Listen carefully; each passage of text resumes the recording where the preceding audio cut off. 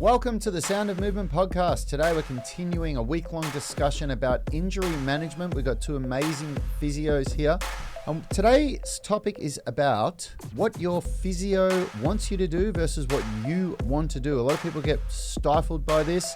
We're going to demystify it and get you guys back in action. Welcome to the show, everyone. It's time to rock. If you're new to the tribe, Rich is behind the mix. I'm joined today by Phil, White, and Nalesh Murty, and my name is Rad Burmeister. We are Unity Gym, experts at turning driven people into athletes. Today's episode is brought to you by the Unified Movement System, the only online program effectively balancing strength, flexibility, and fitness so you can unleash your inner athlete. You can get daily coaching by us, plus our epic Foundations Prep program and revolutionary structural balance blueprint to create your ideal program and optimize your performance. As a valued listener, use the link in the description and get your first month free. And also, I'm really excited to announce that this weekend, on Friday in Sydney, we are going to launch our rehab programs for an epic 72-hour flash sale. You can grab our hip and lower back rehab, our knee rehab, our forearm and elbow rehab, shoulder rehab. All our rehab programs are going to be at a dramatic discount. So jump in if you're wondering how to deal with those niggling injuries. Now, before we get started, warm welcome if you're on the live stream in the UMS Movement Mastermind Facebook group. Leave a comment and we'll send you some love. Remember that anyone can join and interact. And lastly, a shout out to our YouTube athletes catching the replay. Hit the like button and support the channel and subscribe if you like what you see. All right, as I said, joining us today is Phil White and Nalesh Murty from ADPT Physio. How are you today, boys? Good. Full dream team. Yeah, going well, mate. Going well. Yep. Back into it. Ready for action. Fourth coffee in. And it's fourth coffee in, yeah. 11:20. Nalesh is a new father for everyone that didn't know. How old's your boy? 7 weeks. 7 weeks. Tomorrow. Woo. Fresh. Now's about the time you start going, fuck, what have I done? Cumulative fatigue kicks in now. Yeah, it's brutal, isn't it? Yeah, well, I can honestly tell you that it gets a lot worse from here. So strap yourself in. Things are looking up. Yeah, no, it's good. But no, it's funny. I remember the first couple of weeks seeing Nalesh come in and he was quite surprised. Yeah, no, it's all good, mate. Now he comes in, he's like, hey, mate. Hey, boys. Yeah, this parenting thing's easy. Oh. Yeah. That's fun. Anyway, today's a good topic. We always talk before the show about what we want to talk about, and it's always about how can we add value to you guys. And what I thought today was, I was thinking having these two amazing physios here from ADPT Physio, both really exceptional sports physios, meaning that they are physios that deal with sport injuries. That's their bread and butter. I thought, what can we talk about today that will add value to you guys, to our valued listeners? And I thought to myself, when I think about the amount of our members at Unity Gym, the amount of people that I've dealt with over my 17-year career as a personal trainer that go to a physio, get a program or get a strategy and come back quite confused about how do I take this and incorporate it into the things that I want to do. And what I see people do is they have this all or nothing approach where they kind of think like, okay, well, the physio's told me I've got to do this. That means I've got to stop everything that I love doing and just do that until I get better, to the extent where it's quite common that people say, I need to stop my gym membership. I can't come to the gym. I've got a physio told me I have to do this and I can't come to the gym. So can you cancel my membership?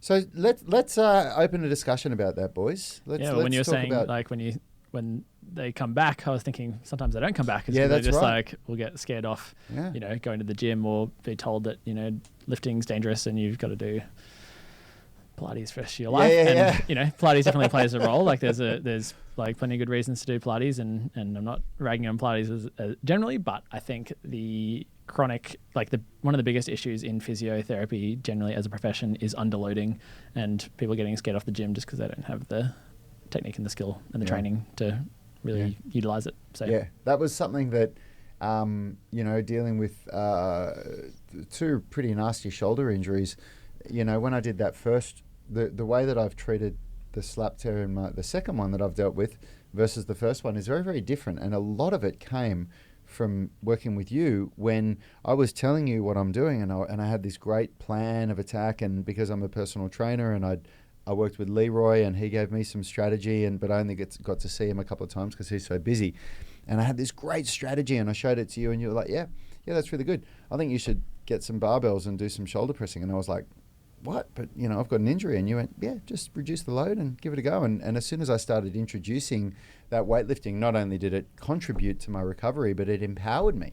it made me feel not useless and like I could actually do some things, which was a really good feeling. And you can blend in your whole gym program with it, and you guess what? You look like everyone else, and you don't feel like you're the outlier that's injured, which is mostly what we love as physios, making our patients feel like. Yep.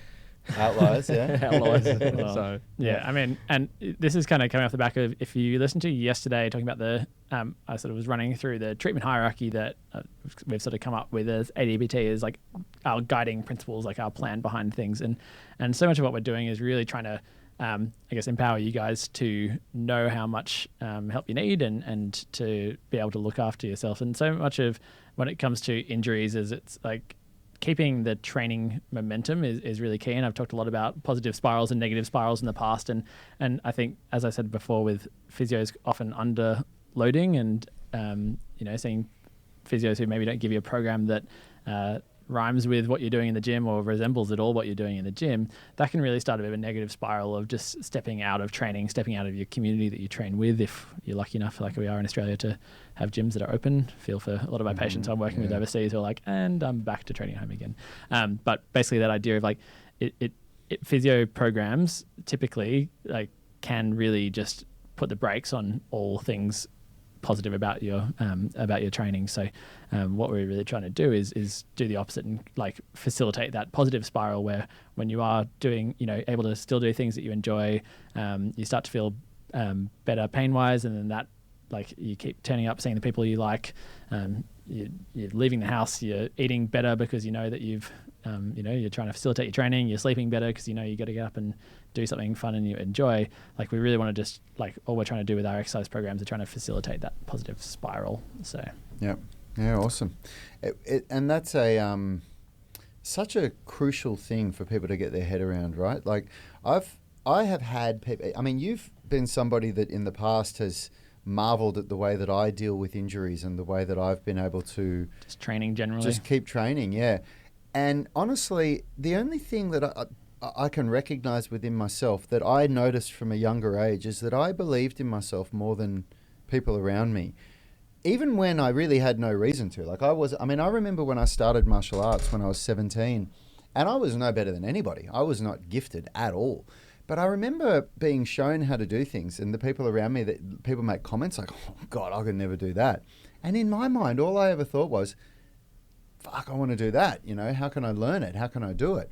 And the same thing just carried over with me when I got injured. The worst injury that I've had, in the sense of that I did have to get surgery on it, was the full Liz Frank ligament tear. Yeah. And that was when I was 21 years old. And that was a real dark moment for me because I was on my way to being a professional stuntman. I had a full-time job working in stunts. I was being trained by stuntmen. And then all of a sudden I was in front of 4 orthopedic surgeons choosing which one was going to do my rehab. And the 3 of them were really pessimistic. They were really horrible people, and they basically looked me in the eyes and they told me the statistics, and they said, you are never going to do that stuff again. That's over. This is a career-ending injury for athletes. And the one surgeon that I went with, he told me the exact same statistics, but he had a smile on his face and he said, look, this is what statistical data says, but let's see how you go with it. And that's why I went with him. But when he told me that, I remember the reason why I chose him and why I didn't choose the other 3. I was looking at them dead in the eyes as they were saying this to me. And in my mind, I was thinking, fuck you. I'm 21 years old. I'm not the fucking injured dude that can't do all the things that I want. And that was a long story. But the point was, I'm trying to give context to this idea of the positive spiral versus the negative spiral. And it's really, really good to see 2 people like you who that's a massive part of your business model and your business plan, because I've certainly been on the other end of that, and I've been on the end where the white coat person who you put your faith in was trying to create this negative spiral within me. And I remember just thinking, fuck you, I'm not that dude, Well, I mean, like looking at Nalesh's work in professional sports, like these guys don't get to just, like if they get an injury, that's not just them sitting around for the rest of the year. No, it's not quitting, is it? But you're right. I think in that sense, back in the day, that cloud was put on, hey, you've been injured, avoid A, B, C, D. Yeah. You'll be able to cross the road. Yeah. It's okay to have pain. I was told that. You'll be able to cross the road, but if you jog, you'll be in pain when you get across it. And you can jog past, calf's going to hit you. Yeah. All good. Yeah. But I think these days, the modern physiotherapy approach now is changing, and it's a revolution, like we keep highlighting. you can do everything. Yeah. And we're going to get you there by this process, and this is a step, and this is what you do. And like you said, I think the biggest downfall is with physios traditionally is scrap what you're doing, do what I give you, and that's going to fix you. Yeah. But I think, as Phil's highlighted, our philosophy and the culture we want to bring towards here is what do you do and how do we blend physiotherapy or your rehab or this model into it? Yep. Because that way you can get buy-in, and two, that way people are going to continue doing what they love. Hence why we're saying get you back to doing what you love. That's it. So that's our tagline. Have you dealt with Liz Frank Tez in sports? Yeah, I reckon. And did they come back? All of them? Yeah. How many have you dealt with? Probably four. Full tears? Yeah, four of them. Full tears and surgery? Yeah, all of them have 3 surgery, 1 non-surgery. How long before they got back to playing? I'd say like a good 4 or 5 month rehab. Really? 4 or 5 months? Wow, that quick. Wow. Yeah. Things must have changed since. But then we've had a non-operative one, which got back in 3 months again, being low grade. But I haven't seen one that's kind of been like you're done. Again, it's sports specific and so forth. If AFL athletes, again, it's bias comment, can come back from a Liz Frank. Why can't a guy that jogs straight, lifts, deadlifts, benches, jogs? Because when you're looking at getting back to AFL, that's like the peak. Exactly right. So again, it's very biased comment there, but intense like athletic performance. Whereas so often I think health practitioners are guilty of telling people that they shouldn't be doing things that the body is perfectly capable of doing if you give it adequate time and adequate stimulus to respond. So what do you think the difference there is then between you guys, between what goes on with a professional sporting team like that versus what's happening with average Joe who's getting this information that we're trying to teach people is not great information? What do you think the disconnect is there? Do you think that there's a team that has built a culture over decades, or a sporting industry that's built a culture around performance and around getting back? Or? I'm not going to put us into this category.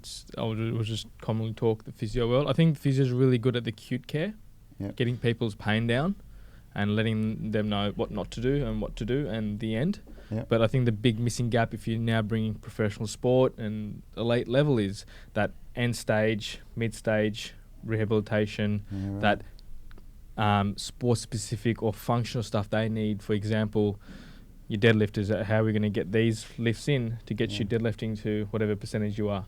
If you're a soccer player, how do we get you back to running, landing, decelerating and kicking? And they're the things I reckon physios, there's a high percentage lack. Is getting that end stage stuff right. Yeah. And it's as I talked about yesterday, when it comes to injuries, one of the biggest things that will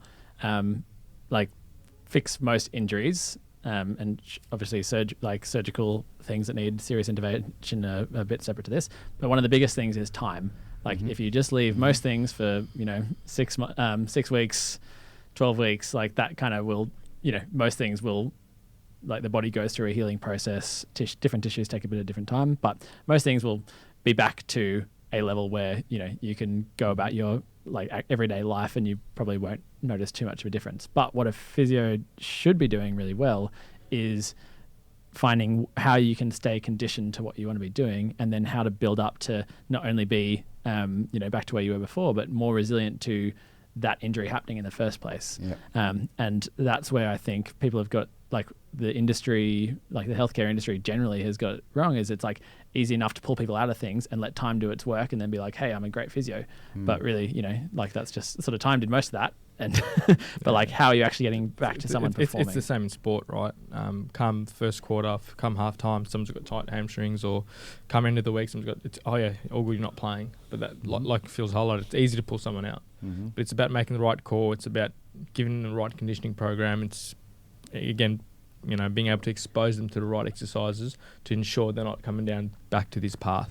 And again, resilient and bulletproof from getting injured again. Yeah. It's also probably, I guess from a patient's perspective or a client's perspective, often if you're going to go to a physio, you're not thinking to yourself, I want to see this person for 6 months so that I can get back to full performance again. It's how do I just get from here back to a point where I can just do something? So I guess And that's as I said yesterday with the treatment hierarchy, one of the first things we do is talk about goals and what you want and what to expect. And that's a two-way conversation between the physio and the patient, being like, the physio saying like, here are all the things that I could possibly do for you, and then the patient having an informed choice about how much of that they engage with. Because some people like yourself who are very self-actualizing and proficient because of your qualifications and your love of training, like you maybe don't need as much hand-holding as someone who has no idea about this sort of stuff. And so it's that two-way conversation where people can make that choice. But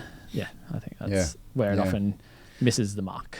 So let's bring this in for a landing. I go to a physio. I really don't know what I'm talking about. I love.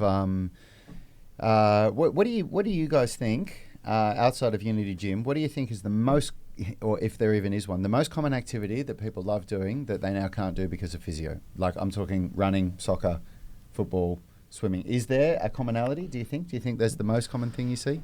It's so variable. Really? It is so variable. If I had to put my finger on it, it'd be weights. Yeah. Wait. Yeah. Okay. Yeah. So training at the gym. Yeah.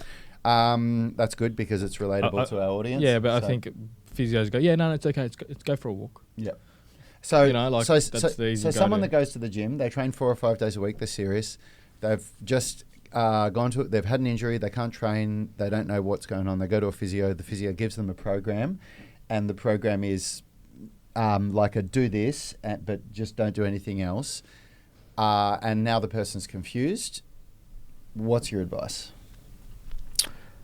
You go. Obviously, it's such a general thing where it's hard to know with intensity of the injury and all of those things. But when you're working with a care practitioner, I generally a safe bet is look for someone who probably trains themselves and has an interest in their own exercise, because if they're that way inclined, then they've probably been through the experience of having injuries themselves and understanding what it's like to not be able to train because of their injuries. Because I think when you've got someone who is in that same boat as you, as someone you're working with professionally, then you can kind of bridge that empathy gap and be like, okay, cool, you give me this program, but is there anything else I can do? Because and talk to them, be very open about I really want to get back to doing this.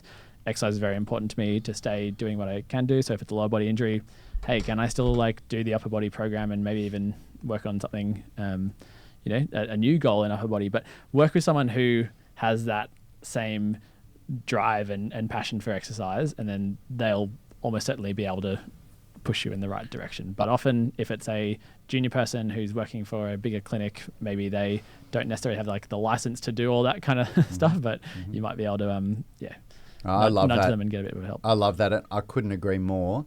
I call that working with someone that has skin in the game.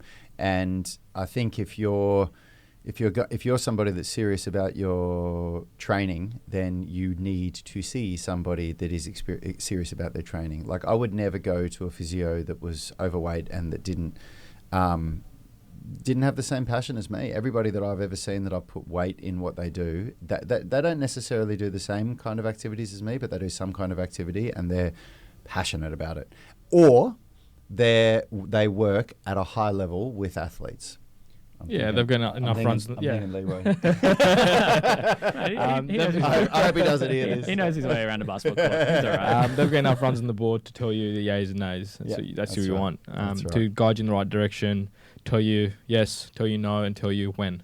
Yeah, and that's sometimes you need that guidance into what you see a health professional for sometimes. It is so different though, because I've seen both of those kinds of people. I've seen the person that has the degree, that has the qualification, but doesn't have the passion for movement, and their advice is very, very different from somebody with the exact same qualification and education, but that has a passion for movement. Very, very different. Yeah. And a safe bet is always if you can work with someone who's doing the same sport activity training, that's I think always the best, because they have a real understanding of what you're doing. And speaking of that, what's your passion with training, Phil? What are you working on at the moment, and what would you? I've just come off I just had 3 patients, clients this morning who have all been basically personal training sessions, and that just makes me so happy, because I really enjoy having people out there training people in the gym context where your training. I know, but because it resembles so much of what I enjoy doing myself. I really enjoy training in the gym and doing the sort of big compact lifts, because I know what an effect it's had on my ability to then go out and be very much a generalist around my training, where ultimate frisbee is my background, but then I've gone into ocean swimming, triathlons, beach volleyball, endurance running. I just love trying out lots of different things, but all along. Yeah, but weightlifting has I've been a known part that of it, like hasn't it? since getting into gym training, like that's been the thing that has made me more resilient to injury than anything else before. And what about you, Nalesh? What At are the you moment, passionate about? I'm on a holding pattern to be a fit dad. So I'm just trying to squeeze Dad in bod, 4 dad lifts and 3 runs a week. Yep. Just Yeah. gonna start at that. But Yeah, your go from calisthenics journey last year was pretty cool. Like, there. you Yeah, got- so I got to kick back in that and handstand stuff. It's all on pause. But Yeah. when I have time again, Yeah. um, And you know what? When you're a new dad or a new mum, that is one of the most important things. It's this idea of just keep the wheels turning. I remember when I was a new dad, all the goals of like, you know, what I want to achieve, they were all just like, okay, they're still in my mind, but the most important thing now is just to do something. And I'm so happy I did, because you see some people when they become new parents and they just, it's like, because life is hard and it's this excuse to just say, okay, I'm just not going to train anymore. But those same people come through our door a year or two later, 10 kilos heavier with tears in their eyes saying, I just want to get back to where I was. And, you know, you can't avoid that. so much easier to maintain. Yeah, if you can. it is.